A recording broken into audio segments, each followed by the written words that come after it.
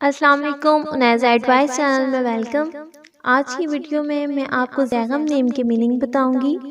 Zaigham ZAIGHAM और उर्दू में ज़ाद ये गैन मीम ज़ैगम। ज़ैगम बहुत प्यारा और यूनिक सा नेम है। ये मुस्लिम बॉय नेम है और उर्दू में इसके बहुत सारे मीनिंग्स हैं, जैसे कि खूंखार, शेर, बहादुर, दिलेर etcetera. But the best meaning in Urdu is Babbar शेर, यानी कि ज़ैगम नेम है और इसके मायने हैं उर्दू में बब्बर शेर।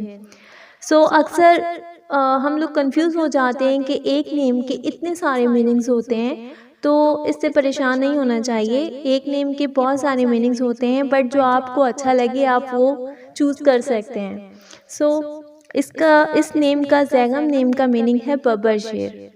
तो मज़ीद नेम्स के मीनिंग जानने के लिए आप लोग कमेंट्स कर सकते हैं और मिलते हैं नेक्स्ट वीडियो में। Thanks for watching. अल्लाह हाफिज़।